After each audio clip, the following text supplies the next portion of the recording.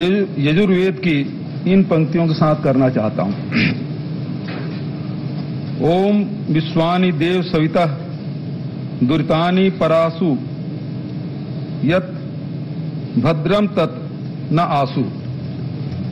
अर्थात ज्ञान के प्रकाशक एवं जगत के संचालक सभी देवताओं से प्रार्थना है, समस्त दुख एवं बुराइयों हमसे दूर हो एवं कल्याणकारी गुण, कर्म एवं स्वभाव सब कुछ हमें प्राप्त हो। माननीय अध्यक्ष महोदय, मेरा सौभाग्य है कि भारत के आजादी के 75वीं सालगिरह के वर्ष में मैं अपनी सरकार का यह बजट प्रस्तुत कर रहा हूं। मुझे संतोष है कि बीते 3 वर्षों के दौरान हमारी सरकार ने आजादी के नायक राष्ट्रपिता महात्मा गांधी के सपनों को पूरा करने की दिशा में सार्थक कदम उठाए हैं। बापू की स्मृतियों को संजोने एवं उनके विचारों पर आधारित विकास के रास्ते को प्रदर्शित करने के लिए नवा रायपुर में सेवाग्राम की स्थापना की जाएगी। इस परियोजना की अनुमानित लागत 100 करोड़ है। वित्तीय वर्ष 2022-23 में इस पर व्यय हेतु नवीन मद में 5 करोड़ का प्रावधान है। हमने अपनी विरासत और विकास योजनाओं को लेकर जो कहा था उसे करके भी दिखाया, जिसके कारण ग्रामीण तथा वनांचलों में रोजगार के नए अवसर बने हैं तथा हमें ग्राम केंद्रित नई अर्थव्यवस्था स्थापित करने में सफलता मिली है। विकास के इस छत्तीसगढ़ मॉडल को राष्ट्रीय स्तर पर पहचान मिली है। हमारी सरकार द्वारा पहले वर्ष में ही 17,96,000 किसानों का 8,744 करोड़ रुपए का कृषि ऋण माफ किया गया। किसानों से धान खरीदी 2500 रुपया प्रति क्विंटल की दर पर की गई। खरीफ 2018 के धान हेतु 15,77,000 किसानों को 6,022 करोड़ रुपए की बोनस राशि का तत्काल भुगतान किया गया। बस्तर के विकास का नया अध्याय शुरू करते हुए संभाग के जिलों में नारंगी वन क्षेत्र में से 30,439 हेक्टेयर भूमि राजस्व मद में वापस दर्ज की गई। हमारे इस कदम से वहां के निवासियों को कृषि एवं व्यवसाय हेतु पट्टे दिए जा सकेंगे, नए उद्योगों की स्थापना की जा सकेगी, शासकीय भवनों के निर्माण, सड़क एवं रेल मार्ग का विकास तथा अन्य गतिविधियों के लिए भी सरलता से भूमि उपलब्ध हो सकेगी। राजीव गांधी ग्रामीण भूमिहीन कृषि मजदूर न्याय योजना में 6,000 वार्षिक सहायता राशि दी जा रही है। इस वर्ष 3,54,513 भूमिहीन कृषि मजदूरों को 71 करोड़ 8 लाख की प्रथम किस्त का भुगतान किया जा चुका है। आगामी वर्ष से 6,000 वार्षिक सहायता की राशि को बढ़ाकर 7,000 करने की घोषणा करता हूं। प्रदेश के अनुसूचित क्षेत्र में आदिवासियों के देवस्थलों पर पूजा करने वाले व्यक्ति, जिन्हें भिन्न भिन्न क्षेत्रों में माझी, बैगा, गुनिया, पुजारी इत्यादि भिन्न भिन्न नामों से जाना जाता है, का आदिवासियों के सांस्कृतिक जीवन एवं सामाजिक संस्कारों में विशेष महत्व है। आदिवासियों के संस्कृति एवं सामाजिक संस्कार को जीवित रखने के लिए इनकी महत्वपूर्ण भूमिका है। इन पुजारियों, बैगा, गुनिया, माझी आदि, जिनमें आदिवासियों के देवस्थल के हाट पहाड़िया एवं बाजा मोहरिया भी शामिल है, को राज्य शासन द्वारा राजीव गांधी ग्रामीण भूमिहीन कृषि मजदूर न्याय योजना के अनुरूप लाभ दिए जाने की घोषणा करता हूं। सुराजी गांव के स्वप्न को साकार करने के लिए प्रदेश में स्थापित गोठान को महात्मा गांधी ग्रामीण औद्योगिक पार्क के रूप में विकसित किया जाएगा। इन औद्योगिक पार्कों में स्थानीय खाद्य उत्पादों एवं लघु अनुपज उत्पादों के मूल्य संवर्धन के लिए प्रसंस्करण इकाइयों की स्थापना की जाएगी। बांस एवं काष्ठ शिल्प, मेटल शिल्प तथा अन्य हस्तशिल्प से संबंधित लघु एवं कुटीर उद्योगों की स्थापना के लिए स्थानीय युवाओं को सहयोग दिया जाएगा। इन औद्योगिक पार्कों में तैयार किए जाने वाले उत्पादों का चयन हितग्राहियों के कौशल, कच्चे माल की उपलब्धता तथा तैयार उत्पाद के उपभोक्ताओं में मांग को ध्यान में रखते हुए किया जाएगा। इन औद्योगिक पार्कों में उन्नत अधोसंरचना तथा बिजली, पानी जैसे बुनियादी सुविधाएं उपलब्ध कराने के लिए 600 करोड़ का प्रावधान है। गोधन न्याय मिशन, टी कॉफी बोर्ड का गठन, मछली पालन, लाख उत्पादन को कृषि के समकक्ष दर्जा देना, मिलेट मिशन एवं वाणिज्यिक वृक्षारोपण जैसे कार्यक्रमों के क्रियान्वयन से रोजगार के नए अवसर का सृजन हुआ है। इन उत्पादों के विपणन का कार्य छत्तीसगढ़ लघु वनोपज संघ द्वारा छत्तीसगढ़ हर्बल ब्रांड के नाम से किया जा रहा है। नगरीय एवं ग्रामीण क्षेत्रों में संचालित कौशल विकास कार्यक्रम का विभिन्न नवाचारी योजनाओं के साथ समन्वय एवं राज्य स्थित विशिष्ट शिक्षण संस्थाओं की विशेषज्ञता का लाभ लेते हुए रोजगार एवं स्वरोजगार की नवीन संभावनाओं पर कार्य किया जा रहा है। इस हेतु छत्तीसगढ़ रोजगार मिशन की शुरुआत के लिए 2 करोड़ का प्रावधान है। छत्तीसगढ़ व्यावसायिक परीक्षा मंडल एवं छत्तीसगढ़ लोक सेवा आयोग द्वारा आयोजित किए जाने वाली परीक्षाओं में राज्य के स्थानीय प्रतिभागियों का परीक्षा शुल्क माफ करने की घोषणा करता हूं। शासकीय योजनाओं के क्रियान्वयन में महत्वपूर्ण भूमिका निभाने वाले राज्य के अधिकारियों एवं कर्मचारियों की पुरानी मांग पर विचार करते हुए एनपीएस योजना के स्थान पर पुरानी पेंशन योजना को बहाल करने की घोषणा करता हूं।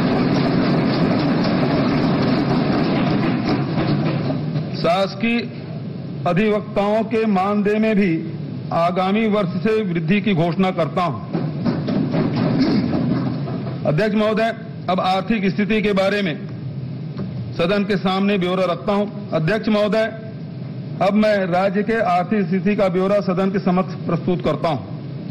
राज्य के चालू वर्ष के आर्थिक सर्वेक्षण के अनुसार स्थिर भाव पर वर्ष 2020-21 की तुलना में चालू वर्ष के सकल राज्य घरेलू उत्पाद में 11.54% की वृद्धि अनुमानित है। वर्ष 2021-22 में स्थिर भाव पर राज्य में कृषि क्षेत्र में 3.88%, औद्योगिक क्षेत्र में 15.44% और सेवा क्षेत्र में 8.54% की वृद्धि अनुमानित है। इस प्रकार कृषि एवं सेवा क्षेत्र में राज्य की अनुमानित वृद्धि दर राष्ट्रीय स्तर के समतुल्य एवं औद्योगिक क्षेत्र में अनुमानित वृद्धि दर राष्ट्रीय दर से 3.64% अधिक है। प्रचलित भाव पर राज्य का सकल घरेलू उत्पाद वर्ष 2020-21 में 3,52,161 करोड़ से बढ़कर वर्ष 2021-22 में 4,61,000 करोड़ होना अनुमानित है, जो पिछले वर्ष की तुलना में 13.60% अधिक है। वर्ष 2021 में अनुमानित प्रति व्यक्ति आय 1,05,778 रुपये की तुलना में वर्ष 2021-22 में 1,18,401 रुपये का अनुमान है, जो कि गत वर्ष की तुलना में 11.93% अधिक है। वर्ष 2021-22 के राज्य बजट में केंद्रीय करों एवं केंद्रीय सहायता अनुदान मद में कुल 44,325 करोड़ का प्रावधान रखा गया था। वर्ष 22-23 में केंद्रीय बजट को देखते हुए इस वर्ष राज्य के बजट में कुल 44,573 करोड़ की राशि केंद्र से प्राप्त होना अनुमानित है। जून 2022 के पश्चात जीएसटी क्षतिपूर्ति अनुदान समाप्त किए जाने के कारण केंद्रीय प्राप्तियों में कम वृद्धि अनुमानित है। वर्ष 2021-22 के बजट में राज्य के स्वयं के कर एवं करेत्तर राजस्व से कुल 35,000 करोड़ की प्राप्ति अनुमानित की गई थी। राज्य के स्वयं के राजस्व स्रोतों में वृद्धि हेतु किए जा रहे सतत प्रयासों से राजस्व प्राप्तियां में निरंतर वृद्धि दर्ज होने के परिणाम स्वरूप इस वर्ष राज्य मद से प्राप्तियों में 44,500 करोड़ की प्राप्ति अनुमानित है। इस प्रकार राज्य के स्वयं के राजस्व प्राप्तियों में 27% की वृद्धि की तुलना में केंद्रीय प्राप्तियों में केवल 1% की वृद्धि अनुमानित है। कृषि एवं ग्रामीण अर्थव्यवस्था, किसानों की उन्नति के लिए हमारी सरकार के द्वारा किए गए ठोस प्रयासों का परिणाम है कि राज्य में कृषि एक लाभप्रद व्यवसाय के रूप में उभरा है। खरीफ वर्ष 2017 में 12 लाख किसानों से उपार्जित 57 लाख मीट्रिक टन धान की तुलना में खरीफ वर्ष 2021 में 21 लाख 77 हजार किसानों से 98 लाख मीट्रिक टन धान उपार्जित किया गया। इस प्रकार विगत 3 वर्षों के दौरान 9 लाख 77 हजार नए किसानों का पंजीयन हुआ है एवं उपार्जित धान की मात्रा में भी 41 लाख मीट्रिक टन की वृद्धि दर्ज की गई है। धान सहित समस्त खरीफ फसलों, लघु धान्य फसलों, उद्यानिकी फसलों को बढ़ावा देने के लिए राजीव गांधी किसान न्याय योजना के अंतर्गत प्रति एकड़ अधिकतम 10,000 के आदान सहायता देने की व्यवस्था है। विगत 2 वर्षों में 10,152 करोड़ की सहायता राशि 20 लाख से अधिक किसानों को भुगतान की जा चुकी है। इस योजना के लिए 6,000 करोड़ का प्रावधान है। विविध फसलों को बढ़ावा देने के क्रम में गन्ना की खरीदी न्यूनतम समर्थन मूल्य 271 रुपये के स्थान पर 355 रुपये प्रति क्विंटल की दर से की जा रही है। इस वर्ष 12 लाख मीट्रिक टन गन्ना खरीदी हेतु 112 करोड़ का प्रावधान है। पिछड़े क्षेत्र वाले 14 जिलों में 25 विकास खंडों में पोषण सुरक्षा, कृषि उत्पाद का मूल्य संवर्धन एवं कृषकों के आर्थिक स्थिति में सुधार हेतु चिराग परियोजना प्रारंभ की गई है। इसके लिए 200 करोड़ का प्रावधान है।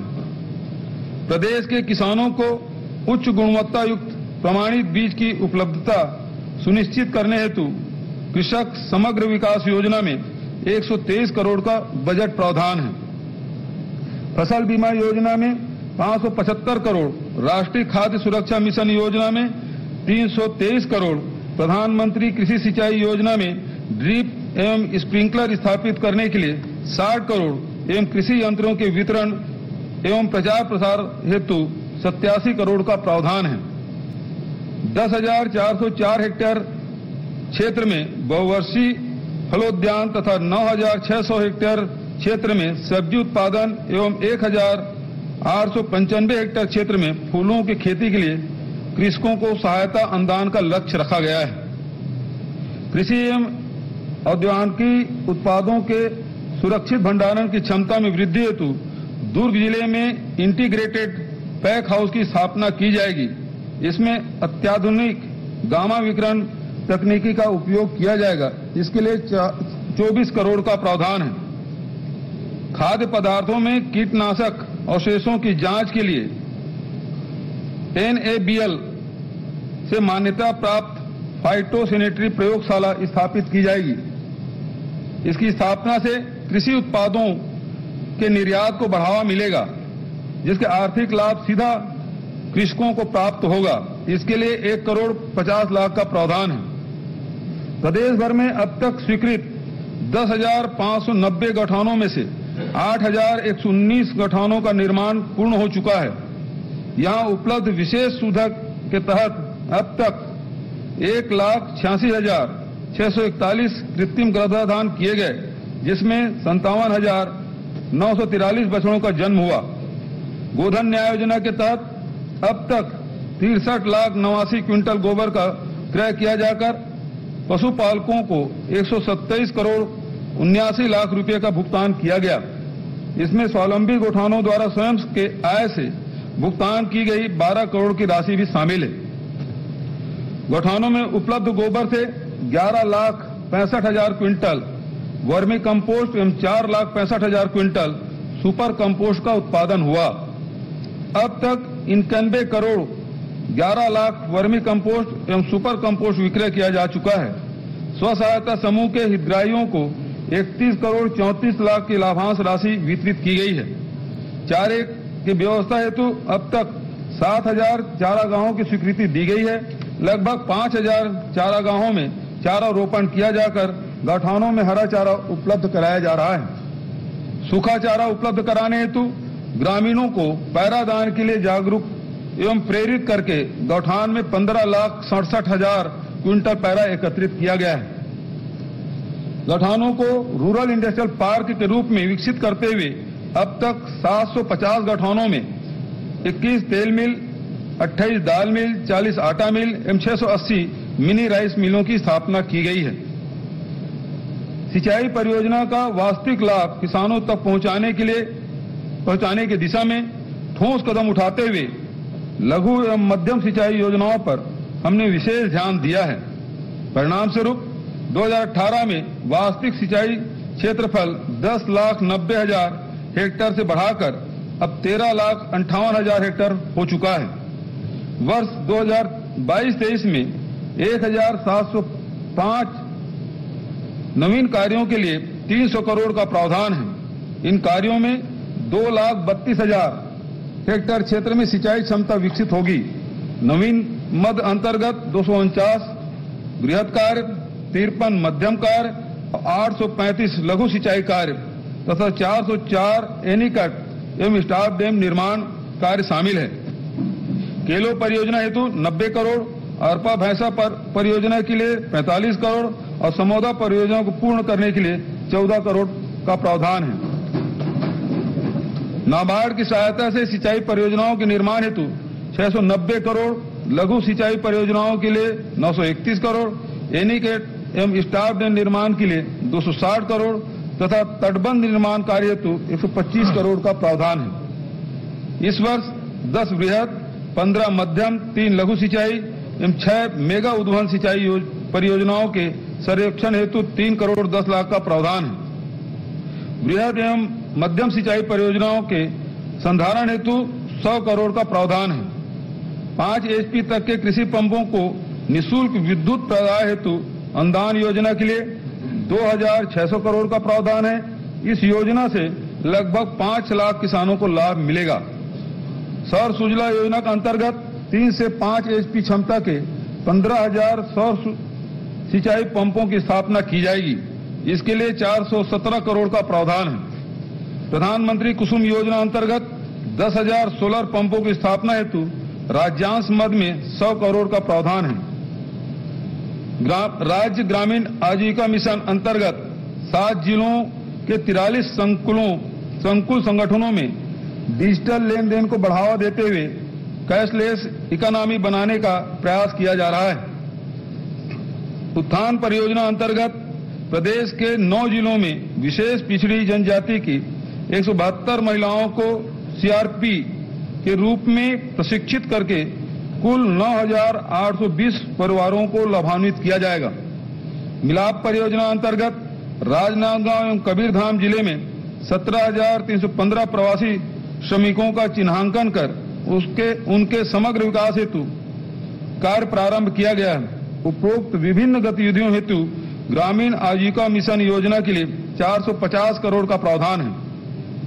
प्रधानमंत्री आवास योजना अंतर्गत 8,22,832 आवास पूर्ण हो चुके हैं। योजना में 800 करोड़ का प्रावधान है। स्वच्छ भारत मिशन ग्रामीण अंतर्गत 3,082 गांवों में ठोस एवं तरल अपशिष्ट प्रबंधन कार्य तथा 275 ग्राम पंचायतों में बायोगैस संयंत्र की स्थापना का कार्य पूर्ण हो चुका है। योजना में 500 करोड़ का प्रावधान है।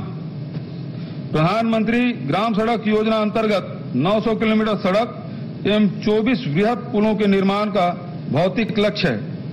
नक्सल प्रभावित जिले बीजापुर, सुकमा एवं दंतेवाड़ा में 47 स्टील ब्रिज का निर्माण का प्रस्ताव है। योजना में 1,675 करोड़ का प्रावधान है। मुख्यमंत्री समग्र ग्रामीण विकास योजना में 200 करोड़, ग्राम पंचायत को मूलभूत कार्य हेतु अनुदान योजना में 260 करोड़ तथा 15वें वित्त आयोग की अनुशंसा पर पंचायतों को अनुदान मद में 1,114 करोड़ का प्रावधान है। बस्तर संभाग में उपलब्ध रैली कुकुन वर्तमान में व्यापारियों द्वारा क्रय करके अन्य राज्यों को निर्यात किए जाने के कारण राज्य की जनता को समुचित आर्थिक लाभ नहीं मिल पाता था। अब रैली कुकुन का संग्रहण कर राज्य में ही धागा उत्पादन एवं प्रसंस्करण की व्यवस्था के लिए मुख्यमंत्री रेशम मिशन की शुरुआत की जाएगी। रेशम विभाग के माध्यम से रैली कुकुन क्रय करने हेतु ग्राम नानगुर विकासखंड जगदलपुर में ककून बैंक की स्थापना की जाएगी। संग्रहित रैली कुकुन 200 स्व सहायता समूहों को भागाकरण के लिए वितरण किया जाएगा। स्व सहायता समूहों को भागाकरण हेतु प्रशिक्षण एवं मशीन उपकरण की सहायता दी जाएगी। पोस्ट यार्न गतिविधियों के लिए सामान्य सुविधा केंद्र की स्थापना की जाएगी। मिशन के माध्यम से 200 स्व सहायता समूहों के लगभग 4000 महिलाओं को प्रति माह 6 से 7 हजार तक की अतिरिक्त आय प्राप्त होगी।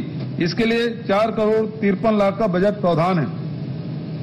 कुम्हार परिवारों द्वारा पारंपरिक लकड़ी के चाक से मिट्टी के बर्तन, गमले, खपरा आदि का निर्माण जीविकोपार्जन के लिए किया जाता है। कार्य कुशलता एवं गुणवत्ता में वृद्धि के लिए कुम्हार परिवारों को विद्युत चाक का वितरण किया जाएगा। इसके लिए 2 करोड़ का प्रावधान है। पेयजल सुविधाएं, राज्य में 48,60,000 परिवारों को घरेलू नल कनेक्शन माध्यम से स्वच्छ पेयजल उपलब्ध कराने का लक्ष्य है। इस हेतु जल जीवन मिशन में 1000 करोड़ का प्रावधान है। नगरीय निकायों में जल प्रदाय योजना के लिए अनुदान मद में 30 करोड़ तथा ऋण हेतु 55 करोड़ का प्रावधान है। गठानों में 860 नग नलकूप खनन हेतु 10 करोड़ का प्रावधान है। नवा रायपुर अटल नगर क्षेत्र में ग्रीष्मकाल में पानी की समस्या के निराकरण हेतु रविशंकर जलाशय से किला एनीकट तक पाइपलाइन बिछाने की अनुमानित लागत 106 करोड़ है। इस हेतु नवीन मद में 2 करोड़ प्रावधान है।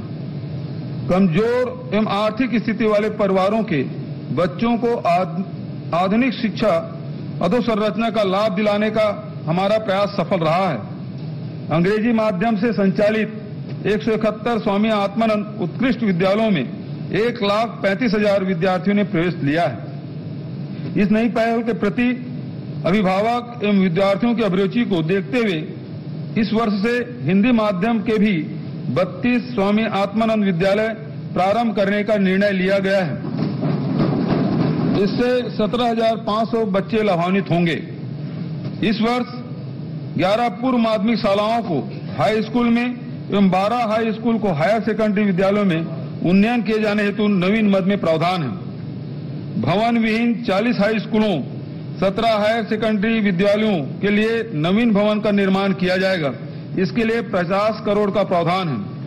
रामकृष्ण मिशन आश्रम नारायणपुर द्वारा संचालित आवासीय विद्यालय कुतुल, कच्चापाल, इरक भट्टी, कुंदला एवं आकाबेड़ा में कर्मचारी आवास एवं अहाता निर्माण हेतु 6 करोड़ 95 लाख का नवीन मद में प्रावधान है।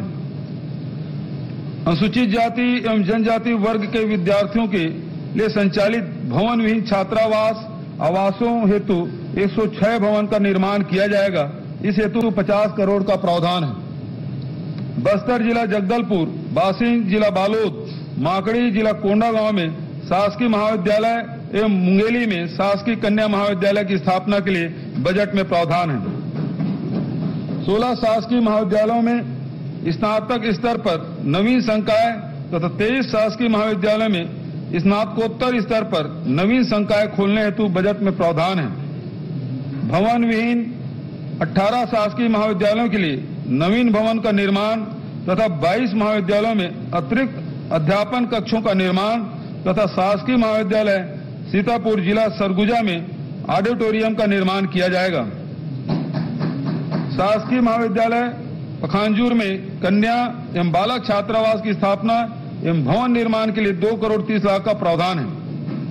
प्रदेश में 28 औद्योगिक प्रशिक्षण संस्थाओं में संबद्ध हायर सेकेंडरी स्कूल के विद्यार्थियों के मांग अनुसार नवीन ट्रेड प्रारंभ करने के लिए बजट में सेटअप एवं 10 करोड़ 96 लाख का प्रावधान है।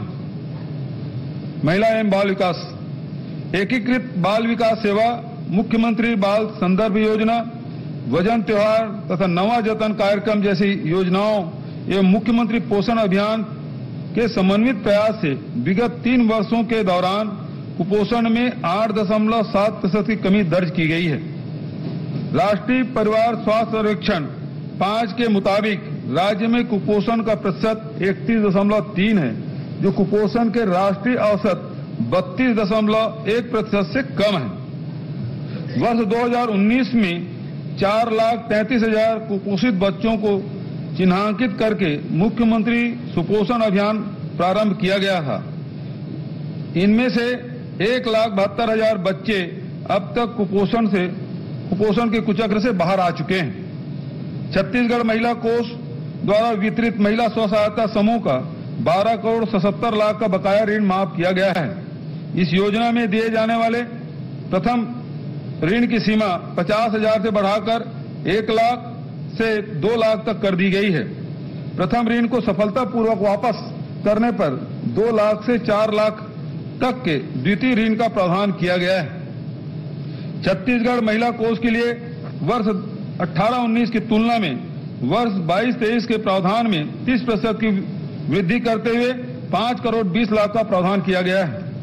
स्वास्थ्य सुविधाएं, प्रदेश की स्वास्थ्य सुविधाओं को सुदृढ़ बनाने हेतु नवीन भवनों का निर्माण, आधुनिक लैब एवं उपकरणों की स्थापना के साथ साथ अतिरिक्त मानव संसाधन की व्यवस्था हेतु प्रयास किए गए हैं। विगत 2 वर्षों के दौरान स्वास्थ्य विभाग में 2,409 पदों पर भर्ती की गई, जिसमें चिकित्सा अधिकारी 1,329, बहुउद्देशीय पुरुष स्वास्थ्य कार्यकर्ता 282 एवं बहुउद्देशीय महिला स्वास्थ्य कार्यकर्ता 328, लैब टेक्नीशियन 278 एवं तृतीय एवं चतुर्थ श्रेणी के 192 कर्मचारी सम्मिलित हैं। राष्ट्रीय गुणवत्ता आश्वासन कार्यक्रम के तहत राज्य के 3 जिले अस्पताल एवं 18 प्राथमिक स्वास्थ्य केंद्र सहित कुल 27 अस्पतालों को भारत सरकार के स्वास्थ्य एवं परिवार कल्याण मंत्रालय द्वारा गुणवत्ता प्रमाण पत्र प्रदान किया गया है। जगरगुंडा जिला सुकमा में 30 बिस्तर सामुदायिक स्वास्थ्य केंद्र एवं अहिवारा जिला दुर्ग में 10 बिस्तर, एनआरसी की स्थापना हेतु 45 नवीन पदों के सृजन एवं खैरागढ़ में 50 बिस्तर सिविल अस्पताल के भवन निर्माण हेतु बजट में प्रावधान है। अंबिकापुर एवं कांकेर के चिकित्सा महाविद्यालयों में उपकरण क्रय हेतु 37 करोड़ तथा रायपुर चिकित्सा महाविद्यालय में कार्डियोवेस्कुलर एवं फोरेंसिक सर्जरी विभाग में 150 पदों के सृजन हेतु नवीन मद का प्रावधान है।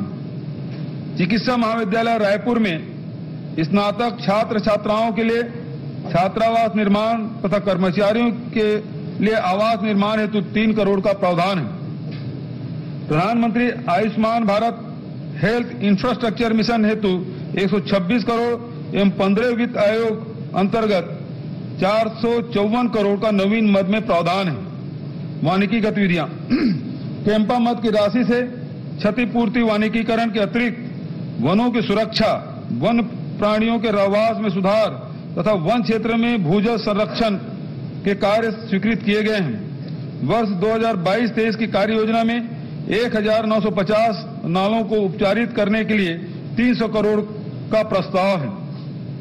वन प्रबंधन समिति के सदस्यों को स्व सहायता समूह का गठन कर वन उपज आधारित लघु एवं मध्यम उद्योगों के माध्यम से वैकल्पिक रोजगार उपलब्ध कराया जा रहा है। छत्तीसगढ़ लघु वनोपज संघ द्वारा वर्तमान में 65 वनोपज का क्रय किया जा रहा है। संघ द्वारा 2018 में 3 करोड़ 81 लाख के वन उपज का क्रय किया गया था, जबकि 2020-21 में क्रय किए गए वनोपज का मूल्य 153 करोड़ है। छत्तीसगढ़ लघु वनोपज संघ के द्वारा कोदो कुटकी 3,000 रुपये एवं रागी 3,377 रुपये प्रति क्विंटल की दर से क्रय किया जा रहा है। साथ ही 10,000 प्रति एकड़ की दर से सहायता राशि भी प्रदान की जा रही है। प्रदेश के विभिन्न स्व सहायता समूहों द्वारा उत्पादित सामग्री के विक्रय हेतु प्रत्येक नगरीय निकाय क्षेत्र में सी मार्ट की स्थापना की जाएगी। इसके लिए 5 करोड़ का प्रावधान है। नगरीय सुविधाएं, नागरिकों को उचित मूल्य पर जेनरिक दवाइयां एवं सर्जिकल सामान उपलब्ध कराने के लिए 136 Shri Dhanvantari generic medical store की स्थापना की गई है। इस योजना के तहत अब तक 17 करोड़ 92 लाख बाजार मूल्य की दवाइयों पर 10 करोड़ रुपए की छूट देते हुए 5,92,000 नागरिकों को लाभान्वित किया गया है। मुख्यमंत्री शहरी स्लम स्वास्थ्य योजना के तहत 14 नगर निगमों में 60 मोबाइल एम्बुलेंस एवं दाई दीदी क्लिनिक का संचालन किया जा रहा है। योजना की सफलता को देखते हुए इसे प्रदेश के समस्त नगर पालिका एवं नगर पंचायतों के लिए भी लागू किया जाएगा। इसके लिए 50 करोड़ का प्रावधान है। शहरी निर्धन परिवारों को आवास उपलब्ध कराने हेतु मोर जमीन मोर मकान तथा मोर मकान मोर चिन्हारी योजना के लिए 450 करोड़ का प्रावधान है।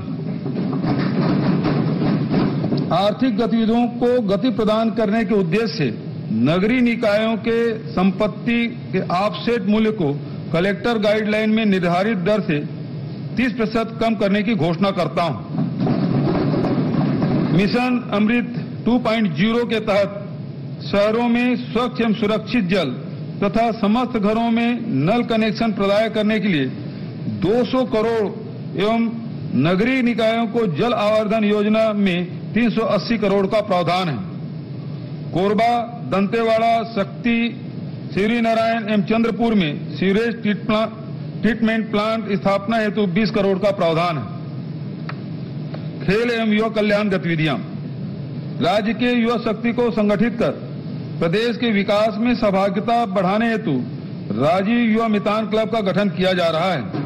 ग्रामीण क्षेत्रों में 11,664 एवं नगरीय क्षेत्र में 1,605 क्लबों का गठन किया जाएगा। इसके लिए 75 करोड़ का प्रावधान है। नारायणपुर जिले में आदिवासी विद्यार्थियों के मलखम कौशल को निखारने के लिए मलखम अकादमी की स्थापना की जाएगी। इसके लिए 2 करोड़ 63 लाख का प्रावधान है। लाभांडी जिला रायपुर में निर्माणाधीन टेनिस अकादमी के सेटअप एवं फर्नीचर उपकरण के लिए 1 करोड़ 70 लाख का प्रावधान है। जनप्रतिनिधियों के माध्यम से स्थानीय विकास गतिविधियां जनता के मांग के अनुरूप स्थानीय विकास के कार्यों की त्वरित स्वीकृति दिए जाने के उद्देश्य से विधायक निधि की राशि 2 करोड़ से बढ़ाकर 4 करोड़ करने की घोषणा करता हूं।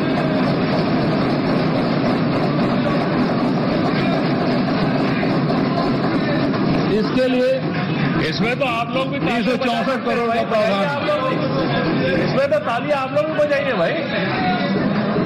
धन्यवाद धन्यवाद। क्या क्या निकल रहा है देखते रहो, एक बार तो बोल दो क्या क्या निकल रहा है। कर रहे हैं, दिल से कर रहे हैं। प्रभारी मंत्री के कटनी में भी बंद करवा दो। चंद्राकर जी क्या ख्याल है आपका? जिला पंचायत अध्यक्षों हेतु जिला पंचायत अध्यक्षों हेतु 15 लाख, उपाध्यक्षों हेतु 10 लाख एवं सदस्यों हेतु वो थाली बजा रहे हैं 4 लाख। धर्मजीत भैया मैं फिर से पढ़ देता हूं, आप सुने नहीं। जिला पंचायत अध्यक्षों हेतु 15 लाख, उपाध्यक्षों हेतु 10 लाख एवं सदस्यों हेतु 4 लाख प्रति वर्ष के मान से जिला पंचायत विकास निधि योजना में 22 करोड़ का प्रावधान है। जनपद पंचायत अध्यक्षों हेतु 5 लाख, उपाध्यक्षों हेतु 3 लाख एवं सदस्यों हेतु 2 लाख प्रति वर्ष के मान से जनपद पंचायत विकास निधि योजना के लिए 66 करोड़ का प्रावधान है। जिला पंचायत, जनपद पंचायत एवं ग्राम पंचायत के पदाधिकारियों के मानदेय में भी वृद्धि की गई है। जिला पंचायत अध्यक्षों का मानदेय 15,000 से बढ़ाकर 25,000, जिला पंचायत उपाध्यक्षों मानदेय 10,000 से बढ़ाकर 15,000 एवं जिला पंचायत सदस्यों का मानदेय 6,000 से बढ़ाकर 10,000 प्रति माह किया जाएगा। जनपद पंचायत अध्यक्षों का मानदेय 6,000 से बढ़ाकर 10,000, जनपद पंचायत उपाध्यक्षों को मानदेय 4,000 से बढ़ाकर 6,000 एवं जनपद पंचायत सदस्यों के मानदेय 1,500 से बढ़ाकर 5,000 प्रति माह करने की घोषणा करता हूं। सरपंचों का भत्ता 2,000 से बढ़ाकर 4,000 एवं पंचों का भत्ता 200 रुपया से बढ़ाकर 500 रुपया प्रति माह किया गया है। इसके लिए 184 करोड़ का प्रावधान है। ग्राम पंचायतों को और अधिक आत्मनिर्भर एवं सशक्त बनाने की कड़ी में अधुसूचित क्षेत्रों में रेत खदानों का संचालन पंचायतों द्वारा किए जाने की घोषणा करता हूं। साथ ही किसी भी ग्राम पंचायत की सहमति के बिना पंचायत क्षेत्र में कोई भी खदान संचालित नहीं की जाएगी। अबूझ मार्ग क्षेत्र में के 237 ग्राम अब तक असर्वेक्षित होने के कारण यहां के किसान विभिन्न योजनाओं के लाभ से वंचित थे। इस क्षेत्र के 9 गांवों का सर्वे पूरा करके 676 किसानों को अस्थायी भू अभिलेख दिया जा चुका है। शेष ग्रामों का सर्वेक्षण शीघ्र पूर्ण किया जाएगा। राजस्व एवं पुलिस प्रशासन प्रदेश में 6 नवीन तहसीलें देवकर एवं भिमौरी जिला बेमेतरा, जरहा गांव जिला मुंगेली, दीपका एवं भैंसमा जिला कोरबा, कोटाडोल जिला कोरिया स्थापित की जाएगी। इसके लिए 84 पदों का सेटअप का प्रावधान है। नवीन अनुभाग कार्यालय की स्थापना मालखरौदा जिला चांपा जांजगीर, बलरामपुर एवं राजपुर जिला बलरामपुर रामानुजगंज, धमधा जिला दुर्ग, भोपालपट्टनम एवं भैरमगढ़ जिला बीजापुर, बागबाहरा जिला महासमुंद, भरतपुर एवं खड़गवां चिरमिरी जिला कोरिया, तिल्दा नेवरा जिला रायपुर तथा सहसपुर लोहारा जिला कबीरधाम में की जाएगी। इसके लिए 77 पदों के सेटअप का प्रावधान है। प्रदेश के ब्लॉक मुख्यालय में कार्यरत शासकीय अधिकारियों एवं कर्मचारियों हेतु आवास भवनों का निर्माण किया जा रहा है। इसके लिए नवीन मद में 58 करोड़ का प्रावधान है। चिट फंड कंपनियों से पीड़ित 17,404 निवेशकों को 11 करोड़ 23 लाख की राशि वापस दिलाई गई है। मानव तस्करी के रोकथाम हेतु राज्य स्तर पर एंटी ह्यूमन ट्रैफिकिंग ब्यूरो तथा सतर्कता एवं शिकायत सेल का गठन किया जाएगा। इसके लिए 23 नवीन पदों के सृजन का प्रावधान है। बस्तर संभाग में कार्यरत सहायक आरक्षकों को वेतन भत्तों तथा पदोन्नति का लाभ देने के लिए डिस्ट्रिक्ट स्ट्राइक फोर्स के नाम से नवीन केडर का गठन करने की घोषणा करता हूं। नवगठित जिलों मानपुर मोहला चौकी, शक्ति, सारंगगढ़, बिलाईगढ़ एवं मनेनगढ़, चिरमिरी, भरतपुर की स्थापना हेतु 1100 नवीन पदों के सृजन का प्रावधान है। जिला बिलासपुर एवं जगदलपुर में एयरपोर्ट की सुरक्षा व्यवस्था हेतु 114 नवीन पदों के सृजन का प्रावधान है। 3 नवीन पुलिस चौकी क्रमशः भैंसा जिला रायपुर, घटारानी जमतई जिला गरियाबंद, राउत जिला जांजगीर की स्थापना हेतु 99 पदों के सृजन का प्रावधान है। 5 पुलिस चौकी क्रमशः मारो जिला बेमेतरा, जेवरा सिरसा जिला दुर्ग, नैला जिला जांजगीर चांपा, खरसिया जिला रायगढ़ एवं वाड्रप नगर जिला बलरामपुर के थाने में उन्नयन हेतु 226 नवीन पदों के सृजन का प्रावधान है। 300 नग बुलेट प्रूफ जैकेट क्रय हेतु 3 करोड़, वाटर कूलर क्रय हेतु 1 करोड़ 58 लाख तथा समस्त थानों में सीसीटीवी कैमरा लगाने हेतु 25 करोड़ का प्रावधान है। शहीदों के सम्मान हेतु रायपुर में छत्तीसगढ़ अमर जवान ज्योति स्मारक की स्थापना, पुलिस मेमोरियल टावर एवं अन्य निर्माण कार्यों के लिए बजट में प्रावधान है। पुलिस अधिकारियों एवं कर्मचारियों के आवासीय सुविधा हेतु 320 आवास गृहों को क्रय करने के लिए 65 करोड़ का प्रावधान है। राज्य के 9 जिलों में 50-50 बंदी क्षमता के बंदी बैरक निर्माण एवं अन्य निर्माण कार्य हेतु 16 करोड़ 96 लाख का प्रावधान है। भवन व सड़क निर्माण का एवं संधारण, लोक निर्माण विभाग के बजट में कुल 6,638 करोड़ का प्रावधान है। राज्य बजट के अतिरिक्त अन्य संसाधनों से भी वित्त व्यवस्था करते हुए वर्तमान में 16,000 करोड़ से भी अधिक लागत के सड़क एवं पुल निर्माणाधीन है। राज्य मार्गों के निर्माण हेतु 228 करोड़, मुख्य जिला सड़कों के निर्माण हेतु 458 करोड़, ग्रामीण मार्गों के निर्माण हेतु 810 करोड़, वृहद एवं मध्यम पुलों के निर्माण हेतु 315 करोड़ एवं रेलवे ओवरब्रिज निर्माण हेतु 90 करोड़ का प्रावधान है। शहरी एवं ग्रामीण क्षेत्रों में कुल 59 नवीन निर्माण कार्य प्रस्तावित है। इसमें 502 सड़क कार्य हेतु 365 करोड़, 134 वृहद एवं मध्यम पुल कार्य हेतु 103 करोड़ तथा 8 नवीन शासकीय विश्राम गृहों के निर्माण हेतु 3 करोड़ का प्रावधान है। 15 रेलवे ओवरब्रिज कार्य के सर्वेक्षण हेतु 8 करोड़ 65 लाख का प्रावधान है। मुख्यमंत्री सुगम सड़क योजना अंतर्गत राज्य में निर्मित शासकीय भवनों जैसे स्कूल, स्वास्थ्य केंद्र, आंगनबाड़ी इत्यादि को पक्की सड़क से जोड़ने हेतु पहुंच मार्ग निर्माण की लोकप्रियता को देखते हुए बजट में 150 करोड़ का प्रावधान है। एशियन विकास बैंक की सहायता से निर्माणाधीन सड़क विकास परियोजना के लिए 884 करोड़ का प्रावधान है। नाबार्ड की सहायता से ग्रामीण मार्गों एवं मध्यम पुलों के निर्माण हेतु 236 करोड़ का प्रावधान है। वर्ष 2021-22 का पुनरीक्षित एवं 2022-23 का बजट अनुमान। अध्यक्ष महोदय, अब मैं 2021-22 का पुनरीक्षित एवं 2022-23 का बजट अनुमान सदन के समक्ष प्रस्तुत करता हूं।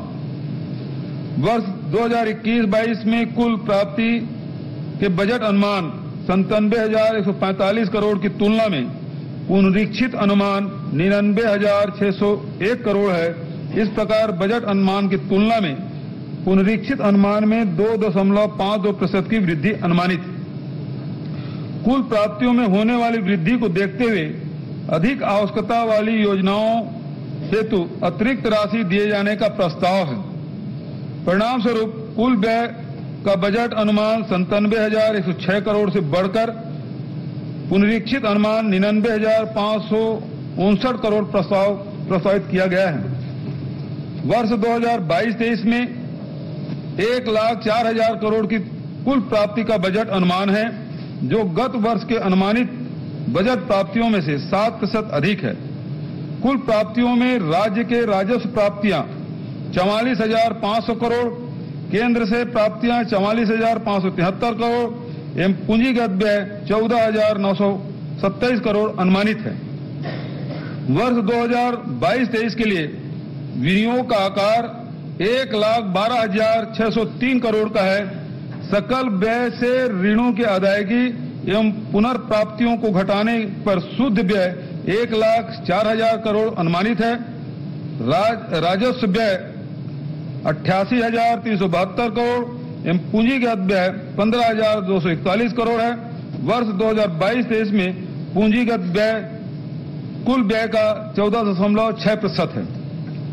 प्रदेश में अनुसूचित जनजाति एवं अनुसूचित जाति वर्ग के विकास के लिए अनुसूचित जनजाति उपयोजना मद में 33% एवं अनुसूचित जाति उपयोजना मद में 12% का बजट प्रावधान किया गया है। वर्ष 2022-23 के बजट में सामाजिक क्षेत्र के लिए 37%, आर्थिक क्षेत्र के लिए 40% एवं सामान्य सेवा क्षेत्र के लिए 23% का प्रावधान किया गया है। राजकोषीय स्थिति। अध्यक्ष महोदय, राज्य का स्थापना व्यय प्रतिवर्ष बढ़ रहा है। राज्य के सभी वर्ग के लोगों को कल्याणकारी योजनाओं का समुचित लाभ देने के लिए भी प्रतिवर्ष अधिक राशि की आवश्यकता को देखते हुए राज्य के स्वयं के राजस्व को बढ़ाने की दिशा में हम निरंतर प्रयत्नशील हैं। राज्य में कर एवं करेत्तर राजस्व अर्जन करने वाले विभागों में प्रचलित कराधान नियम, अधिनियम, प्रचलित कर दरों तथा अन्य सुसंगत दस्तावेजों का अध्ययन एवं समीक्षा करके कर वृद्धि के सुझाव प्रस्तुत करने हेतु वित्त विभाग के अंतर्गत करावर्धन प्रकोष्ठ का गठन किया जाएगा। पंजीयन विभाग के द्वारा अभिलेखों के पंजीयन शुल्क पर रोजगार एवं युवा विकास ऊपर अधिरोपित किया जाएगा, जिससे 100 करोड़ की अतिरिक्त आय होगी। मार्च 2021 की स्थिति में राज्य का ऋण भार कुल बजट की तुलना में 80% तथा राज्य के सकल घरेलू उत्पाद की तुलना में ऋण भार 22% है, जो कि भारत सरकार एवं अन्य राज्यों की तुलना में काफी बेहतर है। राज्य के आय व्यय को संतुलित रखने की दृष्टि से व्यय में मितव्ययता संबंधित प्रावधानों को आगे भी निरंतर रखा जाएगा। राज्य का सकल वित्तीय घाटा 14,600 करोड़ अनुमानित है, जो कि राज्य के सकल घरेलू उत्पाद का 3.3% है। वर्ष 2022-23 हेतु कुल प्राप्तियां 1,04,000 करोड़ के विरुद्ध शुद्ध व्यय 1,04,000 करोड़ अनुमानित है। राज्य के कुल राजस्व प्राप्तियां 89,073 करोड़ एवं कुल राजस्व व्यय 88,372 करोड़ अनुमानित है। अतः वर्ष 2022-23 में कुल 701 करोड़ का राजस्व अधिक रेवेन्यू सरप्लस अनुमानित है। कर प्रस्ताव। अध्यक्ष महोदय, वर्ष 2022-23 के लिए कोई कर प्रस्ताव नहीं है। इस प्रकार वर्ष 2022-23 का वार्षिक वित्तीय वितरण एवं अनुदान की मांगे सदन के समक्ष प्रस्तुत करता हूं।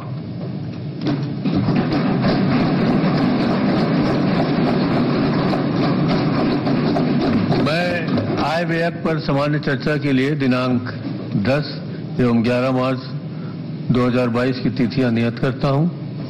आय व्यय में सम्मिलित अनुदानों की मांगों पर कटौती प्रस्तावों की सूचना गुरुवार दिनांक 10 मार्च 2022 को पूर्वाह्न 11 बजे तक दी जा सकती है।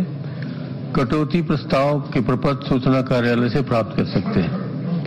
माननीय मुख्यमंत्री की ओर से विधानसभा परिसर पर स्थित सेंट्रल हॉल में भोजन की व्यवस्था की गई है। समस्त माननीय मंत्रीगण, सदस्यगण, पत्रकारगण एवं शासन के वरिष्ठ अधिकारीगण सादर आमंत्रित हैं। सभा की कार्रवाई गुरुवार दिनांक 10 मार्च 2022 को 11 बजे दिन तक के लिए स्थगित।